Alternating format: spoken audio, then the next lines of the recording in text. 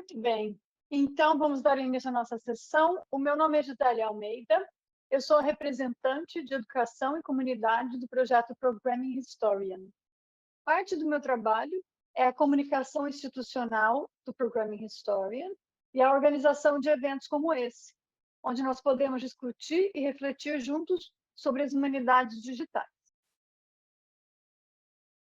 Nosso programa de eventos está disponível no nosso website e no Eventbrite, que vocês usaram para se registrar para vir aqui hoje. Nosso próximo evento em português vai ser no dia 14 de abril, quando teremos a nossa sessão sobre o programa R. Muito bem. Então, eu gostaria de iniciar agradecendo a presença de vocês nessa nossa sessão intitulada Conheça o Programming Historian em português. Hoje será uma conversa com os editores do Programming Historian em português. A nossa revista também publica textos em inglês, espanhol e francês. Mas hoje a gente vai conversar com o professor Daniel Alves e o Eric Brasil sobre a nossa revista em português. O professor Daniel Alves é professor auxiliar do Departamento de História e investigador do Instituto de História Contemporânea da Nova FCSH, Universidade Nova de Lisboa. Ele tem um doutoramento em História Contemporânea e é editor da revista IJHAC, a Journal of Historical Humanities. A Journal of Digital Humanities, perdão, publicada pela Edinburgh University. Ele também é editor-chefe do Programming Historian em português e coordena o Laboratório de Humanidades Digitais do Instituto de História Contemporânea. Ele é atualmente subdiretor adjunto para as infraestruturas tecnológicas e transição digital da Nova FCSH. Eric, professor do curso de História do Instituto de Humanidades e Letras da Unilab, é a Universidade da Integração Internacional da Lusofonia Afro-Brasileira. Ele também é professor da pós em Estudos Étnicos Africanos, pós-afro, da Universidade Federal da Bahia, onde também é pesquisador do Laboratório de Humanidades Digitais. É atualmente investigador visitante no Laboratório de Humanidades Digitais da FSCH da Universidade Nova de Lisboa. Daniel e Eric são membros do Conselho Editorial da Programming Historian em português e hoje vêm nos contar um pouco mais sobre o seu trabalho na revista. Eu vou colocar algumas perguntas para os dois, mas se vocês têm perguntas, vocês podem anotá-las, podem colocar no chat, que posteriormente teremos tempo para dedicar às questões que vocês tiverem.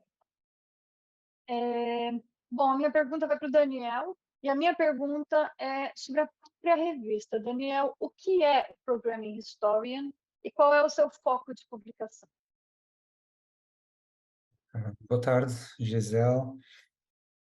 Queria agradecer a sua organização deste evento, uma vez que tem estado a organizar todos estes eventos de divulgação do Programming Historian e, neste caso, da revista em português do Programming Historian. Agradecer também ao Eric a colaboração que tem dado ao projeto e a parceria com que temos trabalhado aqui. As pessoas que estão no público, que é sempre bom vermos este projeto que já tem alguns anos e que, no caso do português, já vai para 2 anos, precisamente. Bem, ele tem uma longa história já. A versão inglesa começou com lições para dos digitais na investigação em História, nos anos 2008, 2009. Depois evoluiu, que é hoje uma revista onde esses tutoriais, onde os leitores podem aprender junto de metodologias, de métodos digitais para aplicar não só à história, apesar do nome do projeto ser Programming Historian, o historiador programador seria mais ou menos assim a tradução disto. Ele não é exclusivo à história, tanto todas as lições, e algumas delas são efetivamente disponibilizadas com uma aplicação para as diversas ciências sociais, para várias ciências das humanidades também, e portanto nesse sentido é bastante mais abrangente do que o nome poderá indicar. O objetivo é efetivamente publicar tutoriais que possam ser utilizados para quem não vem da computação, da área da computação, ou seja, para quem quer iniciar o seu caminho, às vezes com lições um pouco mais simples, outras mais avançadas, mas para quem quer iniciar o seu caminho na utilização dos métodos digitais para a investigação, para o ensino dentro da área das ciências sociais e humanidades, publica isso em 4 línguas distintas. Ele começou com uma versão inglesa e depois foram sendo acrescentadas outras versões, a primeira a espanhola, uma tradução para espanhol, depois a tradução para francês, e desde janeiro de 2021 nós temos uma versão portuguesa. Portanto, estamos agora a fazer 2 anos neste projeto. E o objetivo é disponibilizar em acesso aberto total, essas lições, de modo a que elas possam ser utilizadas, replicadas, reutilizadas por quem tiver essa necessidade, seja nas aulas, seja para efetivamente aprender alguma das ferramentas. E portanto, basicamente é isso. O Programming Historian é um projeto aberto, multilinguístico, multidisciplinar, focado nas humanidades digitais e aberto a colaborações da comunidade. Portanto, tem sido essa a política de abertura à comunidade, e estes eventos são também uma prova disso. Legal, muito obrigada, Daniel. Achei legal que você mencionou, né? Apesar do nome, historiador, programador, Programming Historian, o nosso conteúdo é de um interesse bastante mais vasto, abarcando pessoas trabalhando com artes e línguas e etc. Como o Daniel mencionou, um projeto aberto, onde todos estão convidados a colaborar. Daniel, o Programming Historian é uma revista, né? As pessoas publicam conosco, isso conta para suas carreiras acadêmicas, etc. E ela é uma revista de acesso livre com diamantes. Você pode nos dizer mais o que significa isso e como é que isso afeta o processo editorial da revista? Gisela, eu fui perdendo aí o som, mas Perdão, posso repetir minha pergunta? não, em princípio, eu julgo que percebi que, no fundo, explicar um pouco o modelo de acesso aberto que a revista tem, não é? E como é que isso afeta a forma como nós editamos a revista. Mais ou menos é isso, pronto. Efetivamente, o modelo de acesso aberto que nós temos é o chamado acesso diamante, ou o Commons também, há várias denominações para este tipo de acesso, ou seja, é um acesso que nós publicamos as lições, os tutoriais, sem pedir qualquer pagamento, qualquer importância, qualquer valor aos autores, e o público, a comunidade, tem acesso totalmente livre e podendo, inclusive, reutilizar todos os materiais e todos os tutoriais que são disponibilizados sem também qualquer pagamento. E, portanto, nesse sentido, é totalmente aberto, quer a contributos, quer para reutilização de toda a informação que é disponibilizada. O próprio processo de avaliação por pares, o chamado peer review,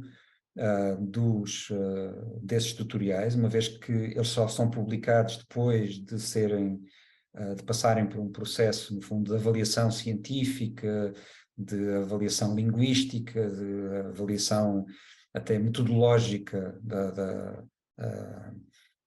dos métodos do texto que está a ser proposto pelos diferentes autores ou tradutores. Tudo isso passa por um processo de revisão por pares, que é também ele aberto. Normalmente os editores convidam alguém especialista naquela metodologia para fazer uma revisão, mas todo o processo é feito através do GitHub, uma plataforma que permite, no fundo, uma partilha de edição destes ficheiros que depois vão resultar nos futuros tutoriais, e o acesso a esse texto, a esse processo de revisão é totalmente aberto, e qualquer pessoa externa mesmo ao Programming Historian pode contribuir com comentários, com opiniões, com sugestões para melhorar os tutoriais. E, portanto, no fundo, um trabalho voluntário, da parte dos editores, da parte dos autores, da parte dos revisores, mas também é oferecido de forma totalmente aberta, totalmente voluntária. Não há aqui nenhum ganho comercial com o que fazemos para o público em geral. Portanto, qualquer pessoa pode pegar, desde que tenha acesso à internet e aceder ao nosso site, tem a possibilidade de utilizar aquela informação. Este processo acaba por ser interessante, a forma como ele dinamiza o processo editorial da própria revista. Muitas vezes nós, através dos comentários que são colocados, das sugestões que o público faz, até para algumas correções a lições já publicadas, às vezes encontram-se erros, por aí fora, é muito interessante porque a partir daí, por vezes, surgem colaborações, surgem quer no projeto, quer fora do projeto, e portanto ele constitui-se também como um agregador de contactos dentro desta área das humanidades digitais, não é? Isso também é muito interessante. Acho que isso é algo que também oferecemos à comunidade e que pode ser, que é valorizado. Portanto, não há dinheiro envolvido, não há um aspecto comercial, mas há este valor que se calhar é maior do que qualquer outro dinheiro, que é importante devolver à comunidade aquilo que ela também nos dá a nós, enquanto editores da revista. Muito interessante, serve um pouco como um ponto de encontro entre pessoas trabalhando em humanidades digitais, em diferentes línguas, em diferentes contextos. Você mencionou o fato de ser um peer review aberto. Você pode explicar um pouquinho melhor o que significa isso? E existe um motivo para essa escolha? Deixa eu só comentar, então, para o pessoal que não conhece o backstage, né? o bastidor da revista. Numa revista normal, o autor escreve e envia o seu artigo e logo recebe um feedback, 2, geralmente, algumas vezes 3, de pessoas desconhecidas e sem nomes, incógnitas, que comentam o seu trabalho. E na Programming Historian isso não existe, não funciona dessa maneira. Você se importaria, Daniel, de explicar para a gente um pouquinho melhor como é esse processo? Claro, e é mais ou menos como a Gisele estava a dizer. Numa revista tradicional, o processo de avaliação por pares é um processo dito cego, que nem sempre é, nós sabemos que às vezes nem sempre é propriamente cego, não é? Mas supostamente o autor e o seu contributo é anonimizado, é enviado para 2 ou mais avaliadores que também mantêm um anonimato, e tudo é feito dessa forma. Tem vantagens e tem desvantagens, como todos os sistemas de avaliação de contributos científicos, obviamente. No nosso caso, nada disso é feito em anonimato, nada disso é feito eu vou colocar às escondidas, não com um sentido pejorativo aqui da palavra, mas nada disso é feito às escuras, portanto é tudo feito às claras, de forma transparente, com a possibilidade de quem vai avaliar o contributo conhece o autor ou o tradutor daquela lição. Os autores e tradutores conhecem quem está a fazer o seu contributo e temos uma política, um conjunto de diretrizes, no fundo, para orientar esses mesmos contributos, para que, no fundo, as pessoas possam utilizar uma linguagem cordial, sem insultos ou sem menosprezar o trabalho que é apresentado. E, portanto, isso que eu tenha conhecimento, eu já contacto com o projeto já desde pelo menos 2012 e tenho esta função de editor desde 2021, nunca verifiquei um conflito que tivesse sido gerado com este processo. E eu acho que tem essa vantagem de nós sabermos exatamente com quem estamos a falar, se conhecermos o currículo, a competência de quem está a propor o trabalho e de quem está a avaliar esse mesmo trabalho, e cria-se muitas vezes um laço aqui de confiança entre as pessoas que me parece muito salutar, e que tem vantagens em termos científicos, em termos de parcerias futuras, por exemplo. Acho que isso é muito vantajoso. Já tem acontecido de colegas que participam como avaliadores, como revisores das traduções, depois mais tarde virem a colaborar como tradutores ou como autores, ou a propor-se colaborações para se fazer pequenos projetos laterais ao Programming Story. Portanto, eu acho que o facto de ser totalmente aberto, totalmente transparente, também potencia essas redes de colaboração e essa maior confiança sobre aquilo que é partilhado e que é publicado. Mas lá está, é um processo que nós procuramos também ao mesmo tempo que tenha um certo grau de qualidade, obviamente, não é?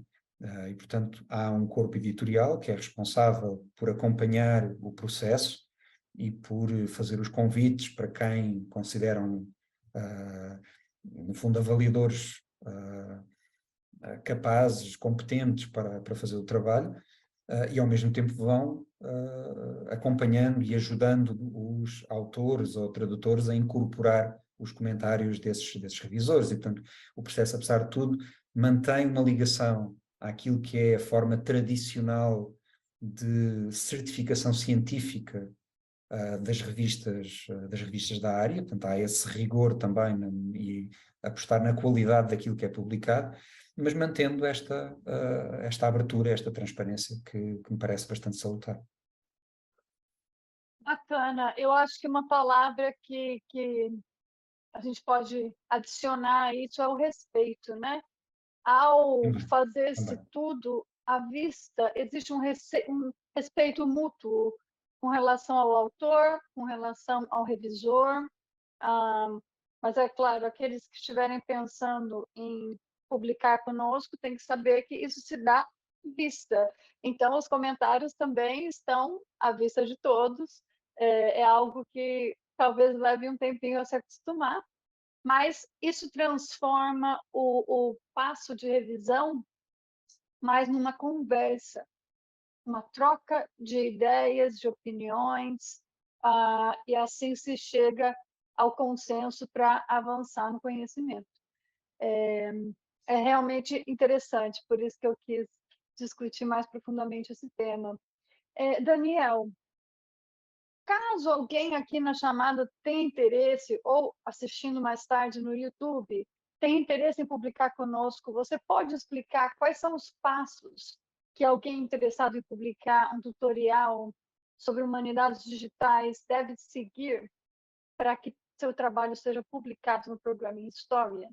Ou seja, não, parte do Revista por Pares a gente já cobriu bem, mas quais são os passos para se chegar a publicar no Programming Historian? A colaboração pode ser feita de diferentes formas, obviamente, não é? Como fazendo parte da equipe editorial, obviamente. Depois, como propondo-se para fazer uma tradução de uma lição que já esteja publicada em inglês, em espanhol ou francês, e propondo essa tradução para o português. Eu acho que houve não entendeu bem. Para se publicar na revista. A pessoa tem uma ideia de um tutorial e gostaria de publicar na revista. Sim, era aí que eu ia chegar Perdão. na terceira parte. Porque acho que o Eric depois vai também dar detalhes sobre como participar de outros modos na revista. E uma outra possibilidade, obviamente, tanto colaborar diretamente, colaborar com traduções, ou propor um tutorial novo. Para isso, nós temos no website, temos umas diretrizes de autores, e essas diretrizes de autores estipulam, ou, no fundo, orientam um futuro colaborador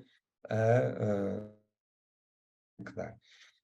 Inicialmente, começa por contactar o editor-chefe do Programming História, na altura, atualmente sou eu, mas no futuro isso vai mudar, e portanto, enviando uma proposta, há um formulário para uma proposta de nova lição, novo tutorial, que está disponível também no website, e se alguém tiver essa...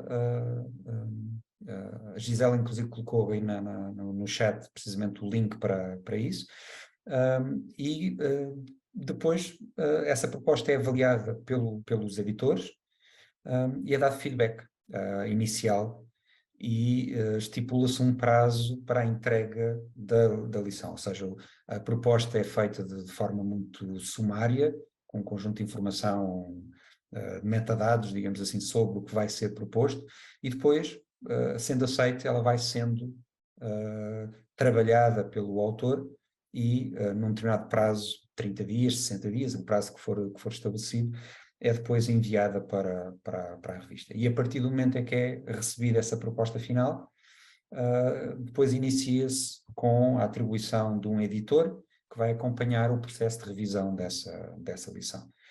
Mas já temos recebido de outras formas, às vezes com um e-mail direto para cada um de nós, outras vezes com propostas em conversa de café. Não há um modelo, apesar de no website nós termos todas as diretrizes que permitem orientar quem quiser colaborar.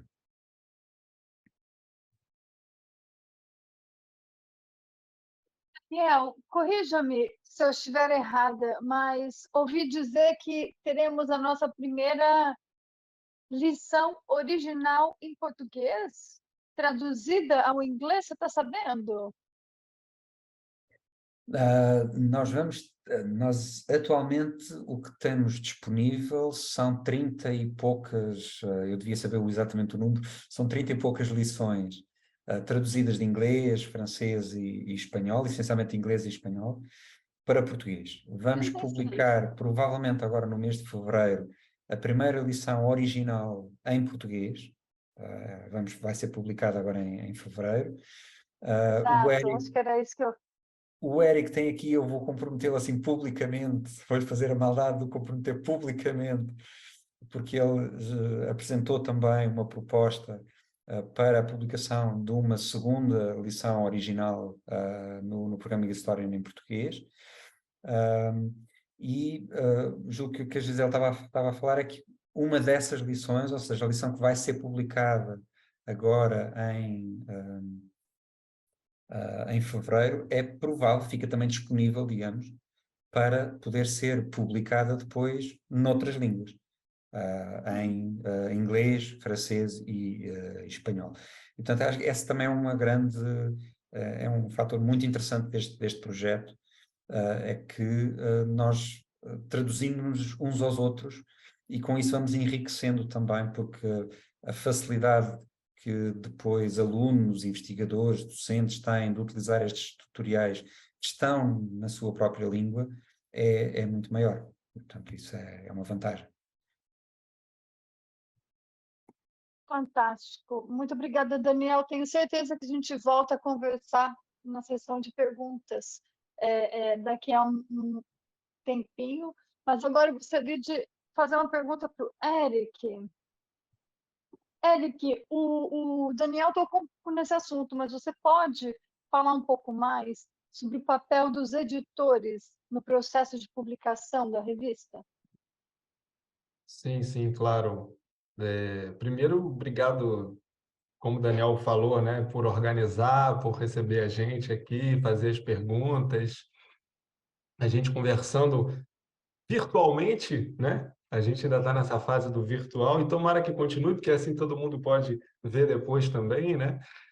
E agradecer a parceria que o Daniel tem permitido que eu faça com ele, com o laboratório e com o programa Historian. Para mim está sendo uma experiência muito enriquecedora, e eu acho que, por aí já para conectar, é um dos trabalhos, assim, uma das funções que mais, para mim, parecem mais interessantes também dentro do programa Historian, porque você precisa ter uma visão bem completa do processo, né, tanto do processo de publicação, né, dessas etapas que o Daniel falou. Eu vou falar um pouquinho mais dessa parte técnica aqui, mas também das próprias ferramentas e das próprias lições que você acaba pegando para editar, né, para ser o editor. Então, você acaba aprendendo muito em várias frentes, tanto do próprio conteúdo da lição, quanto do processo de publicação, né? E também é importante você entrar em contato com outros pesquisadores e pesquisadoras para poder convidar editores. Então, eu acho o papel de editor muito enriquecedor, assim. E já que o Daniel comentou, eu realmente, vou até avisar ele, finalizei a lição, só mandei para o pessoal ler antes de submeter lá no GitHub, mas vai sair, tomara. Foi também uma experiência incrível, né? Passar de uma ideia para um tutorial. É diferente de escrever um paper, um artigo, então também é bem bacana. O editor, assim, tive já a sorte de editar algumas lições, algumas andam mais rápido, outras andam em outro ritmo, mas o papel do editor, basicamente, como o Daniel indicou, né, ele vai fazer esse meio de campo entre o autor ou o revisor também. Atualmente a gente tem feito a edição, né, de muitas traduções, já que a versão em português está nesse processo inicial de esse esforço de traduzir para, né, ter um corpo legal também de edições de lições em português. Já estamos com 36, como a Gisele falou, né? Então, o editor ele faz esse meio de campo entre quem propõe a lição ou a tradução e todo um processo que já está bem estabelecido por parte da revista nos 4 idiomas. Então, ele tem que fazer esse meio de campo, ele tem que fazer a conexão inicial. Então, depois da proposta ser aprovada pelo corpo editorial, como o Daniel indicou, né, e acordado esse prazo e que o autor ou o tradutor, aqui eu vou contar os dois, porque o processo é bem semelhante. Para submeter a versão final, o editor tem uma série de tarefas técnicas também a cumprir, né? Ele tem que fazer a inserção do ficheiro, do arquivo, do texto da lição no nosso repositório do GitHub, que é essa plataforma, né, que todo o processo é hospedado e gerenciado, e também inserir lá os metadados correspondentes, as imagens, faz uma preparação inicial ali desse material bruto que vai ser analisado, e em seguida ele vai abrir um que a gente chama de ticket ou issue no GitHub, né? Em que ele vai fazer ali as apresentações iniciais, abrir esse processo de edição e vai convidar também, posteriormente, os revisores para fazer esse processo, né? E como o Daniel falou, eu pessoalmente acho muito importante esse processo aberto, eu acho uma experiência muito boa, tanto para quem está fazendo a revisão, quanto para quem está sendo revisado nesse processo. é uma experiência que é um debate, inclusive, que tem se intensificado na academia.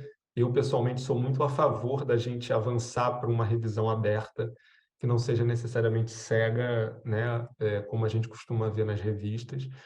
Então, o editor também tem esse papel de garantir que esse espaço de revisão ele seja constantemente regido por uma política pelas nossas diretrizes anti-assédio, o respeito, um determinado padrão de conduta, né, que seja cortês e que atenda também os aspectos não só das boas relações humanas, e que também leve em conta críticas que sejam para o enriquecimento da lição. Então, também o revisor faz uma espécie de revisão inicial, né? Não sei se isso muitas vezes o próprio editor-chefe faz, mas geralmente é o revisor faz passa um pente fino inicial no ficheiro, no arquivo, para ver se ele está dentro do padrão que a gente pede, né? Para minimizar também o gasto de tempo dos revisores, às vezes tendo que corrigir formatação, coisas assim. Então, depois disso, ele vai atrás também de revisores. A gente também tem uma política de diversidade, né? De buscar revisores também que não sejam iguais a nós, ao editor, por exemplo, né? Uma política, a gente sempre incentiva isso, sobretudo no nosso caso de português de Portugal, português é o mesmo português, mas de Portugal do Brasil e etc., a gente também tem esse cuidado de buscar essa diversidade entre revisores e revisoras.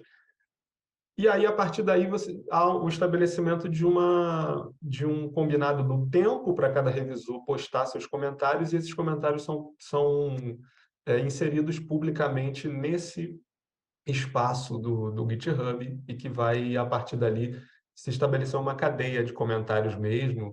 E aí, ao final disso, né, os revisores fazem as revisões, o ideal é que o editor faça um resumo dessas propostas, encaminhe essas alterações para o autor ou para o tradutor, para a tradutora, e se estabelece um prazo para que isso seja incorporado.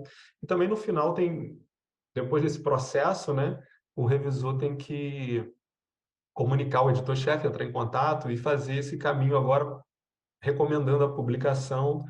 E aí tem outras etapas técnicas que eu não sei se vale a pena aqui, mas de repente o pessoal, se tiver interesse, depois a gente pode conversar, que a etapa de transformar esse arquivo, esse ficheiro inicial de uma proposta, passar ele para o nosso repositório de publicação, né, que ele vai aparecer publicado no website do Programming History em português, e isso envolve também alguns aspectos técnicos que estão muito bem documentados, né?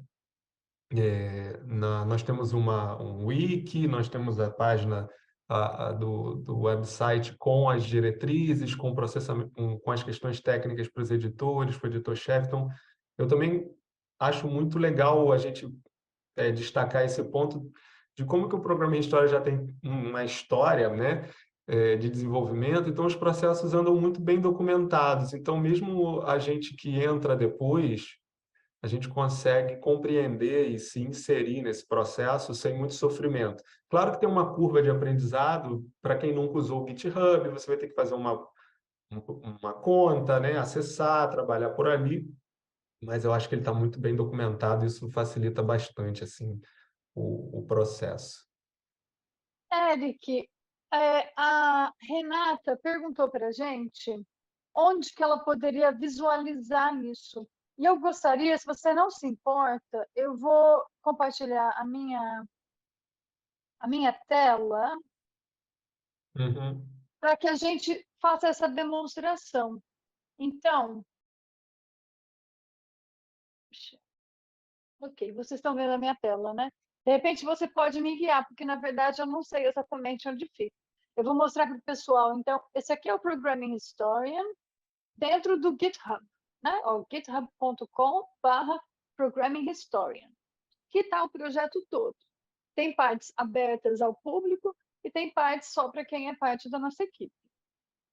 Para ver o que está acontecendo nesse bastidor da revista, é essa parte aqui, ó, Programming Historian Submissions.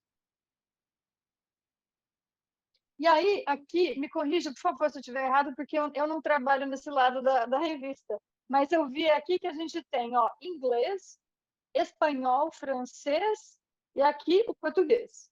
Aí, Isso. então, para a gente ver o que está acontecendo em português, aí temos as publicadas, imagino que, né, o título diz tudo, os textos que já passaram pelo processo de revisão e os esboços, né, que em português do Brasil a gente chamaria, olha só que a gente entrando agora, a gente chamaria de rascunho, o esboço. Agora aqui eu me perdi. Me explica, Eric. Temos os originais e as Sim. traduções. Ah, Nós estamos, inclusive, formulação dessas pastas, né, para deixá-las todas padronizadas nos 4 idiomas, também por uma questão de como sendo instituídos ao longo do tempo, né, a gente está passando por uma recente reestruturação. Mas a gente tem os esboços originais e das traduções. A gente basicamente vai ter, se você entrar, dos nossos são nesse momento de traduções. O tá. que eu está com interesse em ver o que está acontecendo por trás, o processo público, ao invés de entrar nessa quantidade de pastas que vai confundir mesmo, né, inicialmente, quem não conhece a estrutura de como funciona, é clicar ali em cima, tem assim, ó, Code, e do lado tem Issues, numa barrinha aí logo em cima. Sim. Nessa Issues, são os tickets que a gente está falando, e você vai conseguir visualizar quais são os processos que estão em aberto agora. Então, ele já padrão, ele já vai abrir o que está atualmente aberto. Você vai ver que tem um monte de lições escritas, então tem umas etiquetas também, tá passando por um processo também de reformulação. Mas se você clicar na etiqueta português, para vocês os issues ou os tickets de assuntos ligados a... E aí você vai ver, ó, tem um monte de revisão, tem um monte de atividades que estão sendo Então, realizadas a agora. gente pode visualizar uma, porque eu até me interessei também em ver como é que é essa coisa do peer review. Se a gente for na tradução Uhum. dessa aqui, a gente vai ver, né? Algum comentário, alguma coisa. Mais Isso. uma pessoa chegando agora. Tá. Eu acho que essa só tem um comentário, então eu acho que não é um bom exemplo. Se Ah, você não voltar... é o melhor exemplo. Me diga Eu acho você que há qual. uma, talvez, que diz. Onde é que está? Não sei se ela está aí. complicada, você clica nessa que tem 42 comentários aí, mas se você não quiser, você pode clicar numa que tenha 20 e poucos. Isso, É você está muito vendo? complicado. Você está vendo o número de comentários? É lá na pontinha Acho da carinha de direita, todo mundo aqui, agora que eu vi, do desculpa. lado da carinha das pessoas. 22, achei, Isso. achei. Isso mostra aqui, ó, aí tem o do editor, né, do Jimmy, ele abre o processo de revisão, ele indica.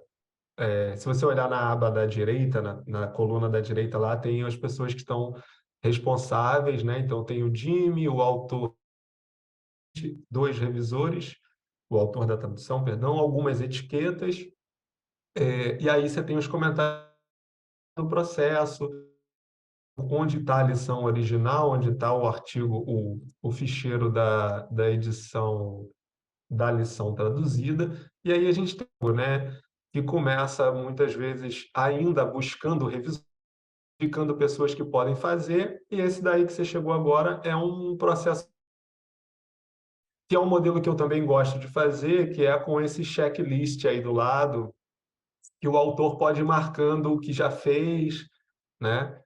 O que não fez, e aí depois ele pode dizer, olha, essa revisão, né? E aí responder, olha, eu não fiz essa porque eu acho que tem que seguir outro caminho, e etc. E aí a gente vai, tá vendo? Eu acho, essa lição eu não conheço especificamente. Processo bem Muito aberto, legal. bem cordial e bem enriquecedor para todos. Geralmente, ainda sobre a questão do editor, né, a gente tem esse trabalhinho inicial, como qualquer editor de revista acadêmica, encontrar pareceristas que tenham como contribuir bem.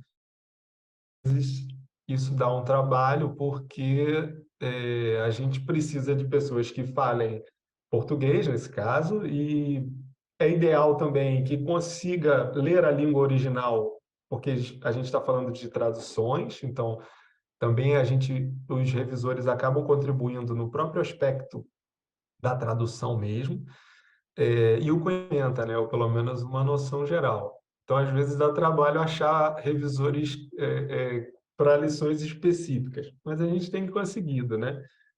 E aí o processo é esse, eu não sei se essa está encerrada, mas depois de uma ou duas rodadas de revisão e comentários, geralmente o editor encaminha um desfecho para essa lição, né? O autor vai fazer as correções e vai se encaminhar para uma publicação. Eu sou suspeito para Era falar, perfeito.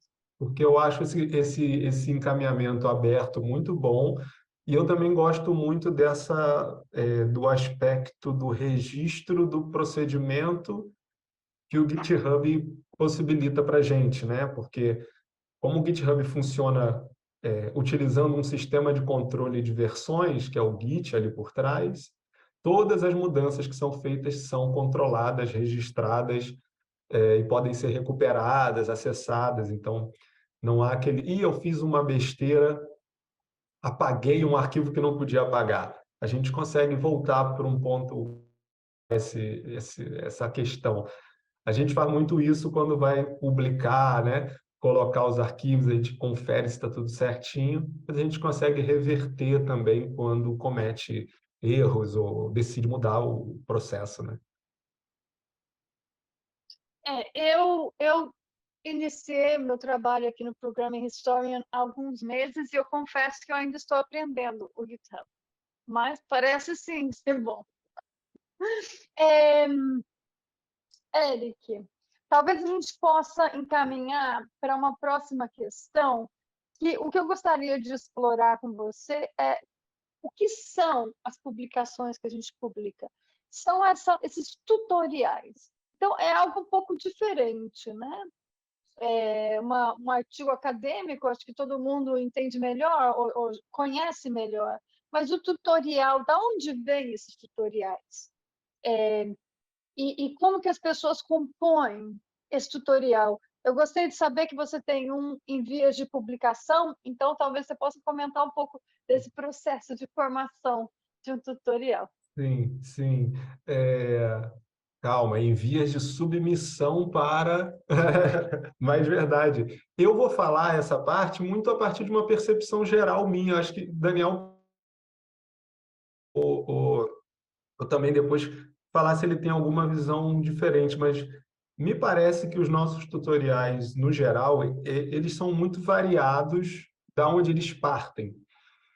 No sentido de, pode ser de graduação ou aplicações de pesquisa de uma tese, mas, no geral, eu acho que o que tem de comum neles, e aí é uma percepção muito de quem usa os tutoriais e quem agora está num processo mais interno, o que de comum é assim, são pesquisadores e pesquisadoras que em algum momento da sua vida, em diferentes etapas, precisaram enfrentar o desafio de aplicar ferramentas e métodos digitais e computacionais na sua pesquisa sem ter a formação para isso, num primeiro momento. Eu acho que todos nós estamos passando por isso em diferentes escalas, mas estamos. Então, me parece algo comum nos nossos tutoriais, né? Pesquisadores de humanas, quase sempre, ciências sociais e humanas, que na sua vida prática precisaram aprender a usar e aprenderam, né? Ou desenvolveram seus próprios métodos, suas próprias reflexões. Então, me parece que de comum a gente tem isso possibilita que é tutoriais bastante didáticos, porque partem de pesquisadores das humanas que precisaram aprender a usar e precisaram aprender a explicar como é que usaram isso. E, ao mesmo tempo, isso é algo que eu gosto, algumas lições têm mais, outras têm menos, que é também uma reflexão teórica sobre ela, né? Usa e precisou usar nas nossas pesquisas e depois deu origem a um tutorial, a gente também precisou refletir cuidadosamente sobre as implicações teóricas e muitas vezes, né, epistemológicas do uso daquela ferramenta. Então, é muito comum nos nossos tutoriais a gente ter bons indícios ou indicações de leitura, apontando para outras questões que são questões que afetam a própria questão da epistemologia dessas ferramentas. Então, me parece, a gente tem uma variedade. Então, a gente tem lições que são de ferramentas específicas usadas para pesquisa mesmo, né? A gente tem, e aí para isso vai se usar casos bem concretos, né? Analisando um determinado conjunto de dados. A gente também tem tutoriais mais introdutórios, que eu particularmente gosto muito, como a série de lições de Python, assim, desde da instalação do Python no macOS, nos sistemas Linux, Unix, né, e Windows, e várias outras, acho que são, não sei, que já estão em português também. Então, você tem essa série bem introdutória.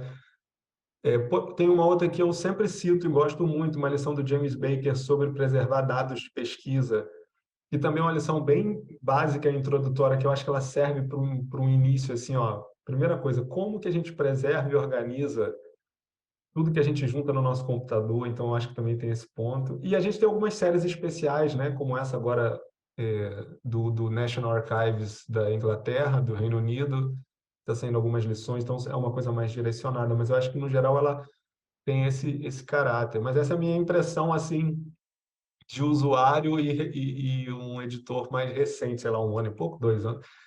O tempo da revista em português, praticamente, né? Tá fechado. Bacana, Eric. O Eric tocou num tema que é importante ressaltar, que é a questão de que a revista é escrita por pesquisadores de humanas e isso permite que ela seja mais compreensível para o pessoal de humanas. Ou seja, às vezes você vai aprender Python e aí eles vão pegar como exemplo dados de vendas de computadores no Japão no ano não sei o quê. Mas você pesquisa humanas, você não tá, aquele dado não tem correlação, dado que você vai usar aquela aplicação, né? Aqui no Programming Historian estamos conversando no mundo das humanas. Então, os exemplos vão vir da linguística, da história, da sociologia, enfim, coisas que a gente consegue adaptar e compreender e trazer para a nossa pesquisa. Eu acho que isso é um aspecto muito legal e muito importante do nosso projeto. Eric, eu vou te fazer uma última pergunta e aí a gente se volta às questões dos presentes, tá certo? Então, você comentou sobre o processo editorial, o envolvimento dos editores, dos tradutores, mas existem outras maneiras das pessoas se envolverem na nossa revista? Eles podem contribuir fazendo traduções, fazendo revisão por pares.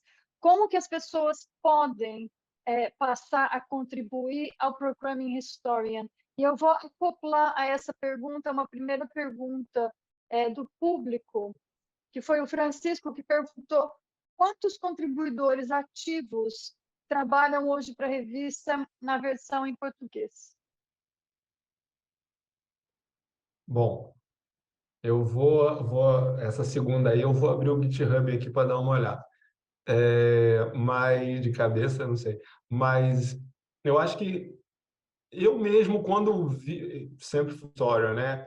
E eu acho que essa iniciativa da versão em português é um trabalho também muito fruto dessa parceria, posso estar equivocado, mas acho que sim, né? Do laboratório da universidade também com o pessoal da FGV do Rio de Janeiro, né? Na figura do Jimmy e outros parceiros que contribuíram para isso ser colocado em prática, a versão em português, né?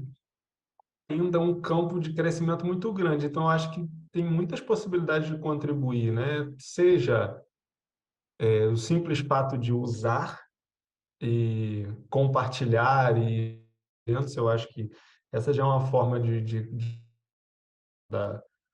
do projeto por traduções, a gente ainda está na fase de aceitar, né, e de precisar de muitas traduções. Estamos em 2020 ou 21, agora eu já não sei de cabeça, esses últimos anos de pandemia, a gente perdeu um pouco o controle do... Mas a gente ainda tem um conjunto grande de lições de muito interesse para em português que ainda estão em inglês e em espanhol, sobretudo. A gente ainda precisa de muitas o caminho de aproximação, até até para pessoas que ainda estejam talvez um pouco distantes do né, com material suficiente para propor uma lição inédita.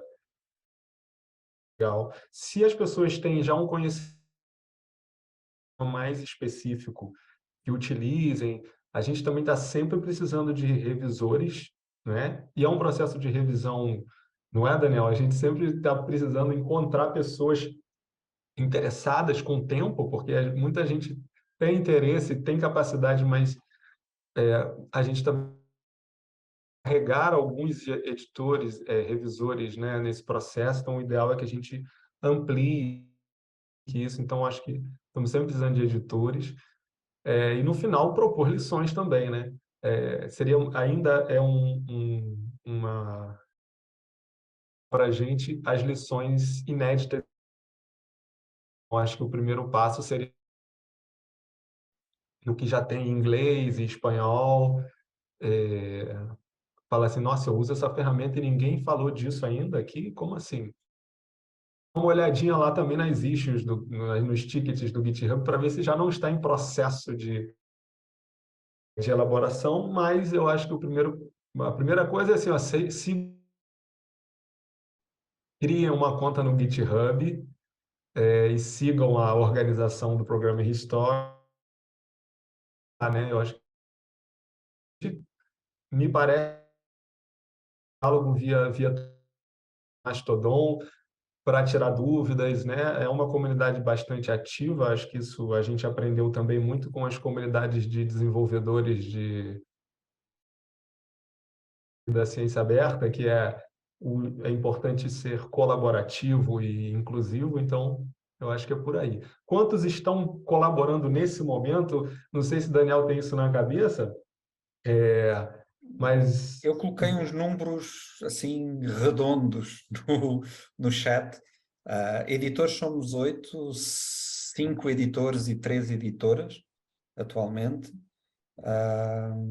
E depois entre tradutores, tradutoras, revisores, revisoras são, não sei, não fiz, mas talvez perto de 2 dezenas de pessoas ao todo.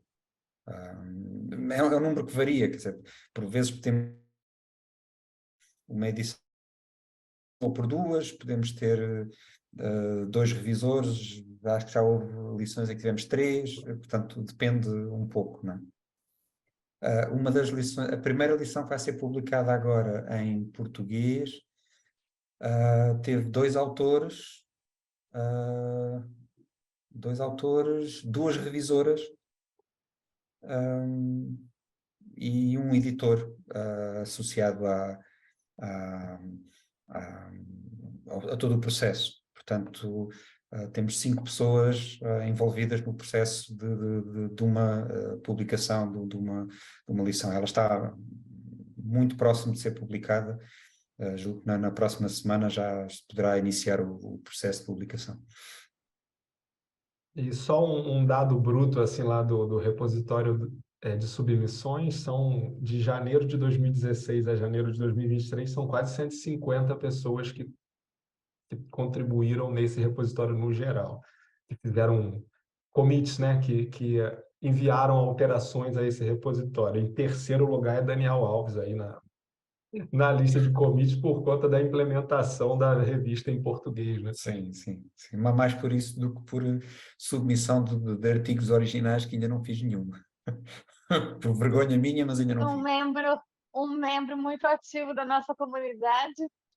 Eu coloquei ali no chat um link para a nossa equipe. Ali você encontrará todos nós e mais pessoas que estão involucradas no processo.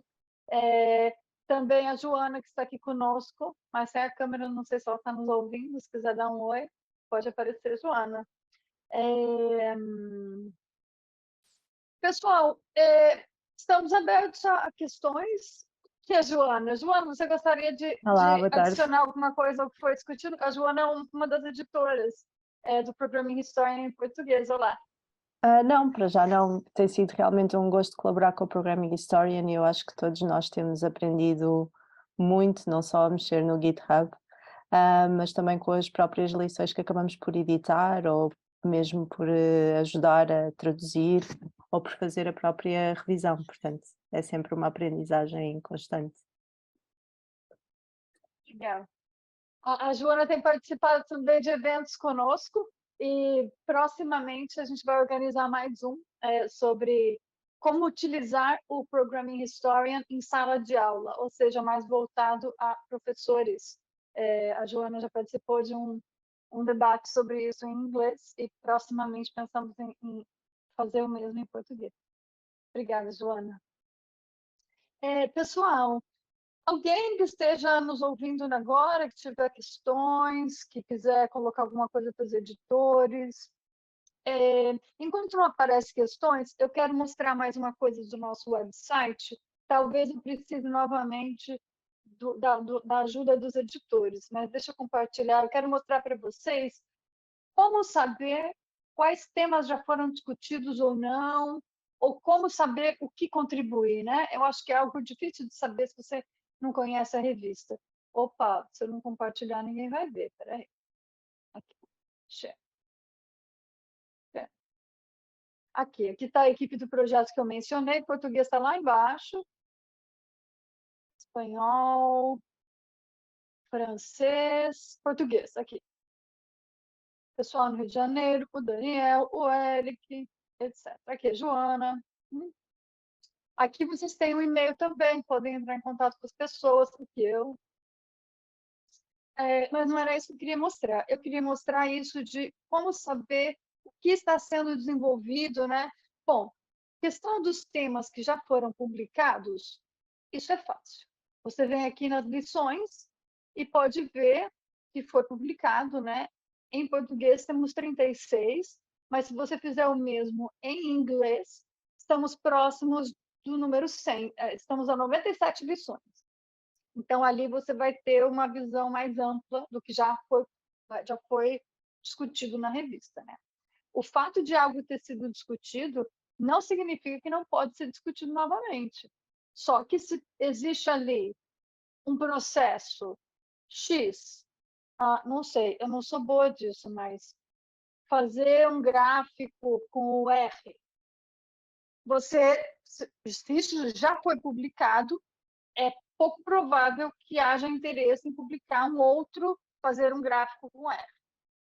Né? Tem que ser algo diferente, fazer outra coisa com R.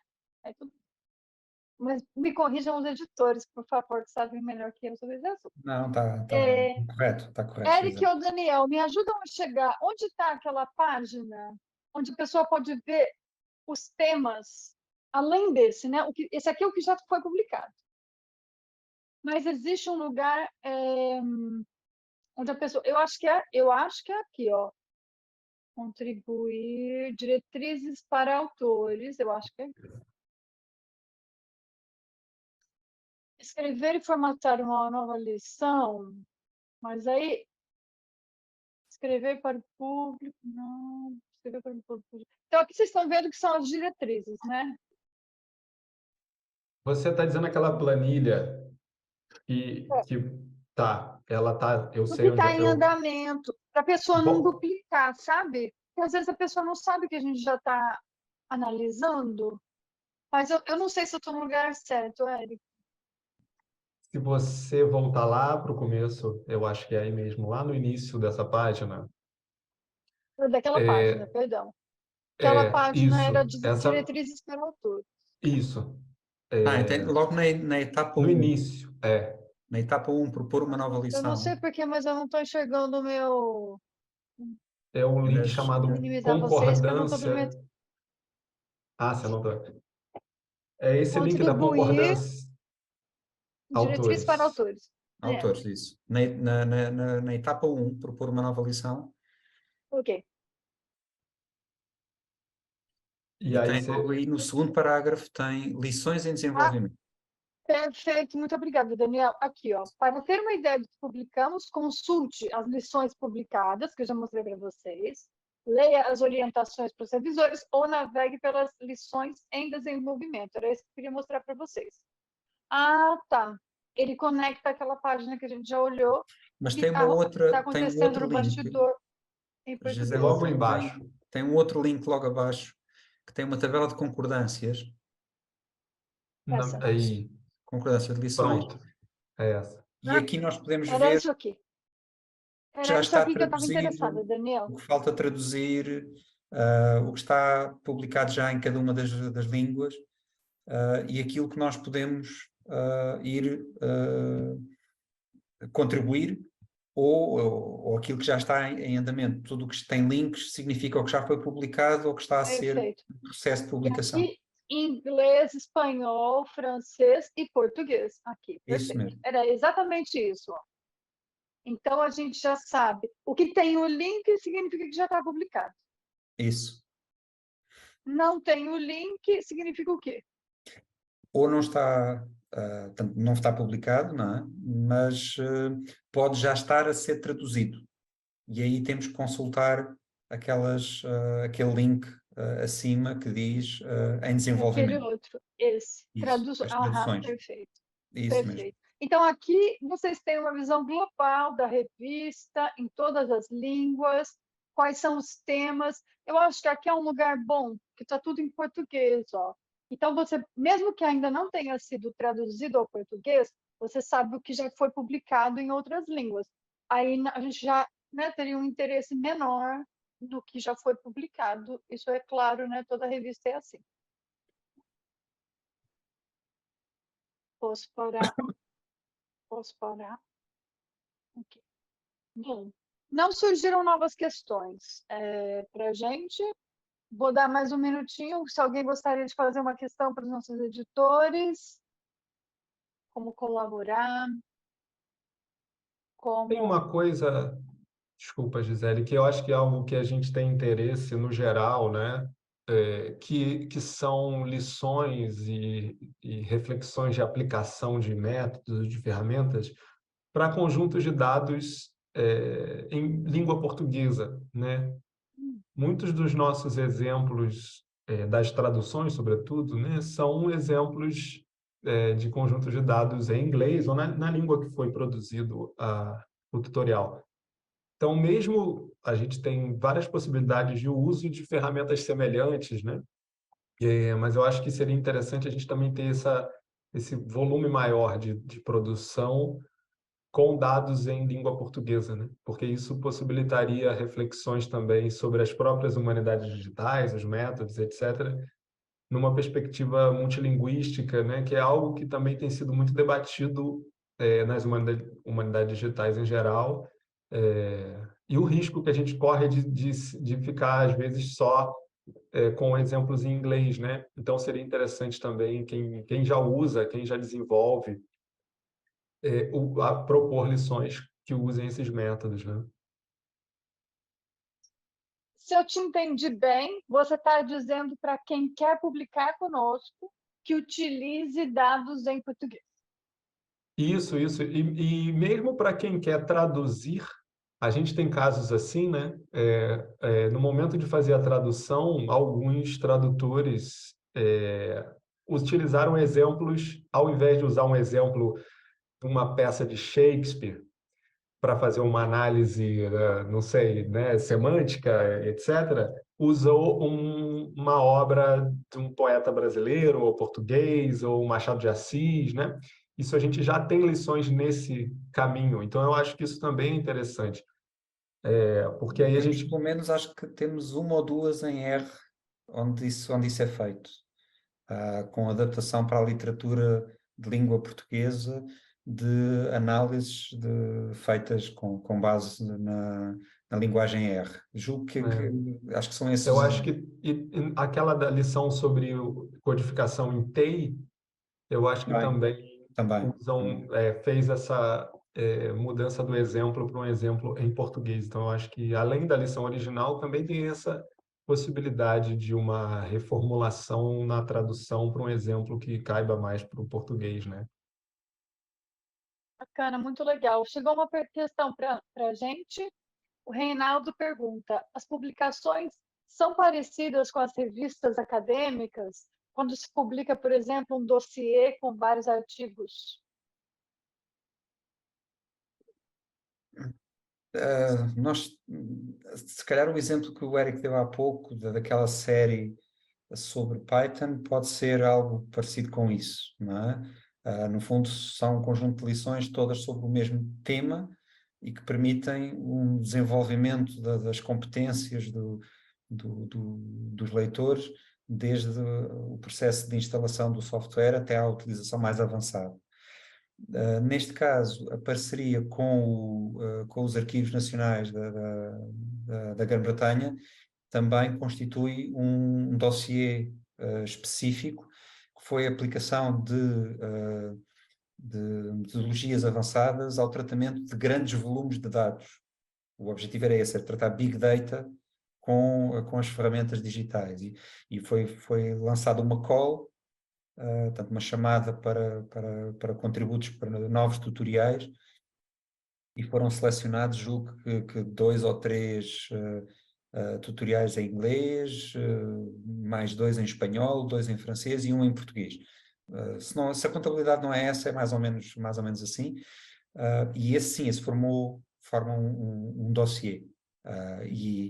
Mas também temos várias lições que abordam diferentes perspectivas da utilização do R, por exemplo.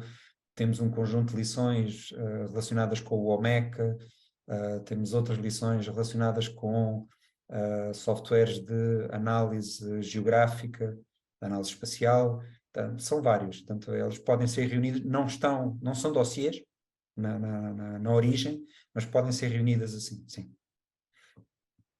Quero colocar um comentário sobre esse assunto.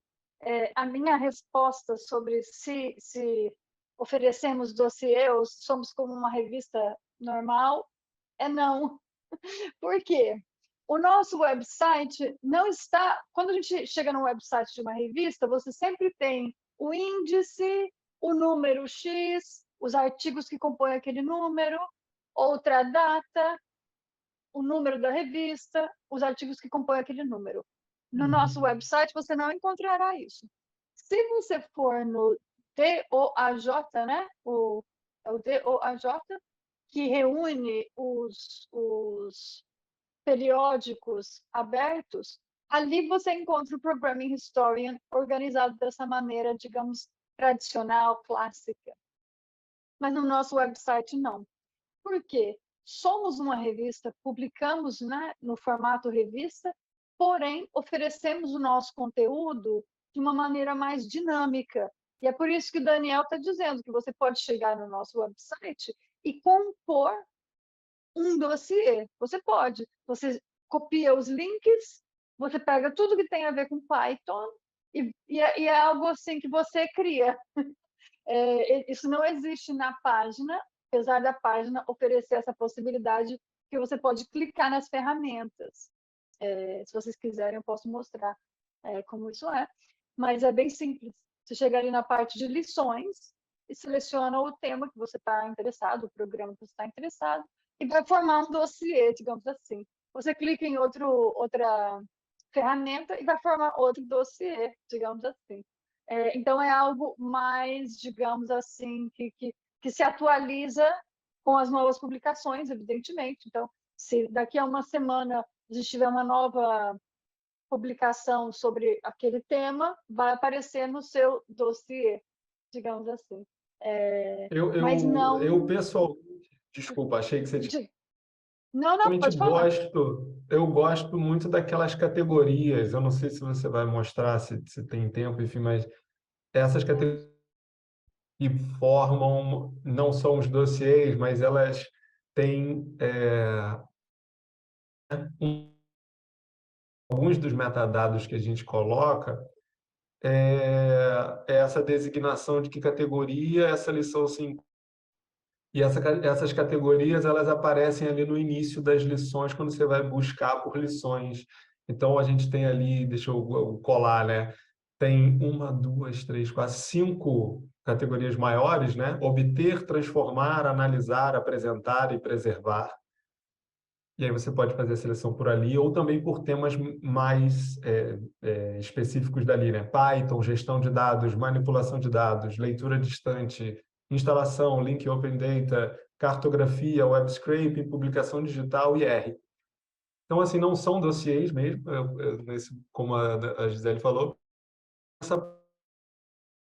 os metadados que são atribuídos pelo próprio processo de edição. Aí está filtrado por R, né? Sim. Então você tem quase duas categorias. Eu acho elas muito úteis, assim. E também estão em expansão ou em revisão, a gente... Outra coisa que é útil nessa página é a possibilidade, eu não estou sabendo voltar para o começo, a restaurar para ver todas as lições, é a possibilidade de ordenar por dificuldade. Então, você está num dia, gostaria de aprender uma nova técnica, mas eu gostaria de começar por algo fácil. Então, aqui a gente está de fácil a difícil, acho, né? Deixa eu trocar para eu ver. Ah, aqui, fácil, né? Dados abertos conectados, instalação. Fácil agora. Para mim, isso aqui está ao contrário. Para mim, o parte de cima seria difícil e fácil, mas enfim, não é. Então, são maneiras de você encontrar o que você está procurando dentro do nosso website. Existem várias, e ela tem essa característica de ser dinâmica. Fez um clique, você está se aproximando mais daquilo que você está buscando, outro clique e mais um passo em direção ao que você está buscando. Bom, pessoal, foi um prazer encontrá-los hoje. Eu espero que tenham gostado do nosso evento. Existem mais eventos sendo organizados em português, então se vocês gostaram, procurem a gente no Twitter, no Mastodon, e se inscrevam no nosso canal do YouTube também, para ficarem sabendo do que está acontecendo, de como assistir, mas também entrem em contato se tiverem interesse em colaborar com a nossa revista e publicar conosco. Vai ser um prazer enorme receber as suas contribuições e estamos aí abertos à conversa. Tá certo? Então, muito obrigada a todos e um ótimo dia para vocês. Muito obrigado. Até a próxima. Abraços.